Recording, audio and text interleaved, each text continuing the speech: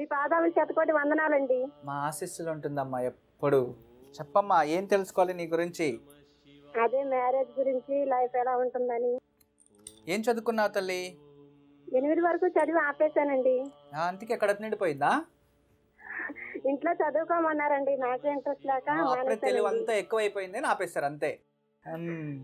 బాగుంది తల్లి. నీ జాతకం అయితే విశాఖ నక్షత్రం తులారాశిలో జన్మించారు. అవునండి.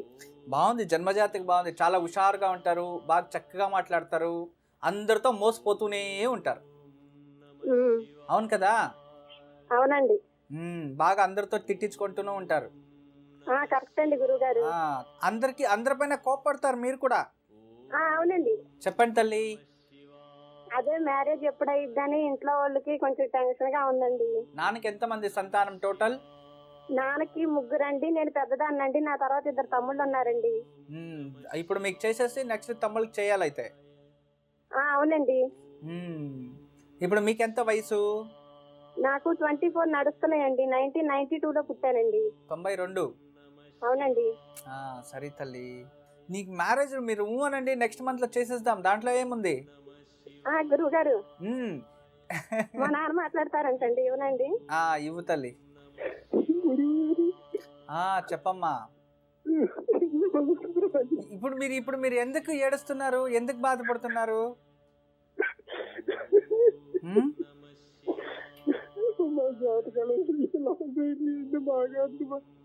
అమ్మాయికి ఏం దోషం లేదు. మీరు వస్తే ఆ దోషాలు ఈ దోషాలు హోమాల పూజలు చేసి డబ్బులు ఖర్చు పెడుతున్నారు. అవన్నీ దాచుకోండి, పెళ్లికి ఉపయోగపడతాయి. సరేనా? ఏం దోషము లేదు. ఇప్పుడు నేను చెప్తున్నాను కదా, అమ్మాయికి ఇప్పుడు అన్ని వ్యవస్థ ఉందా, డబ్బులు అన్ని రెడీ ఉందా పెళ్లి చేయడానికి? అయితే నేను అమ్మాయికి పరిహారం చెప్తాను, అది చేపించండి. మీ ఇంటికి వరుడు వస్తాడు, త్వరలోనే పెళ్లి అయిపోతుంది. మీ కులదేవత ఎవరు? గురుగారు, ఏ దేవుని ఎక్కువ పూజిస్తారు మీరు? దుర్గమ్మ తల్లి అండి, వెంకన్న బాబు గురువు గారు. సరే, శుభం. ఎన్ని సంవత్సరాల నుంచి మగ్గాలు నేస్తూ ఉంటారు మీరు? అంటే సుమారు 30 సంవత్సరాల నుంచి నేస్తున్నాం గురువు గారు. అప్పగల వరకు కూడా నేర్చుకుంటుంది. సరే, శుభం, మంచిది. మీరేం కంగారు పడకండి. అమ్మాయికి 2 months లో పెళ్ళి అయిపోతుంది. మీరు అన్ని రెడీ చేసుకోండి.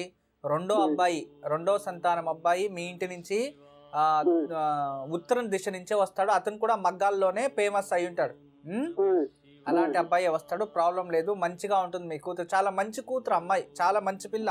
అమ్మాయికి ఇవ్వండి, నేను కొన్ని పూజలు చెప్తాను, అది చేయని సరిపోతుంది. హలో గురుగారు. చెప్పమ్మా. అదే అసలు మ్యారేజ్ ఎప్పుడైద్దండి? కరెక్ట్ గా చెప్పండి. ఎటువంటి అబ్బాయి వస్తాడు, రెమెడీస్ అయ్యి చెప్పండి గురువు గారు.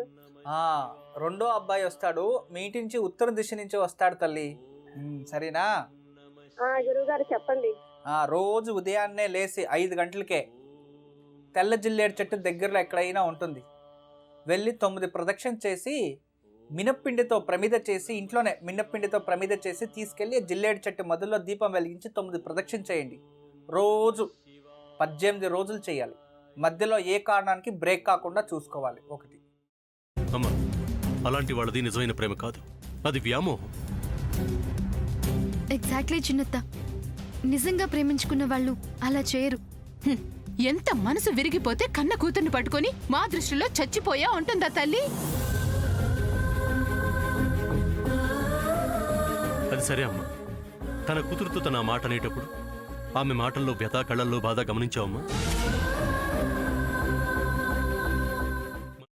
పెద్దబాబుకు బర్త్డే విషెస్ చెప్పు కూడా వెళ్ళాం కదా. ఊరికే ఎలా కాలిపోతుంది? మంట పెడితేనో పడితేనో తగలబడుతుంది.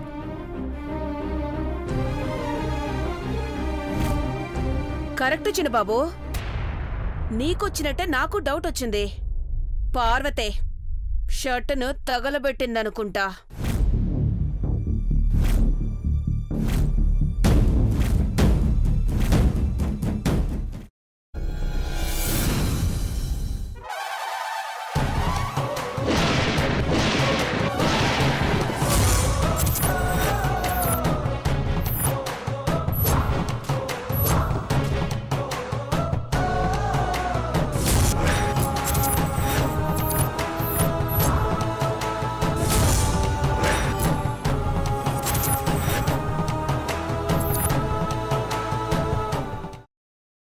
తర్వాత పొట్టు తీసేసి చాప్ చేసి పక్కన పెట్టుకోవాలి.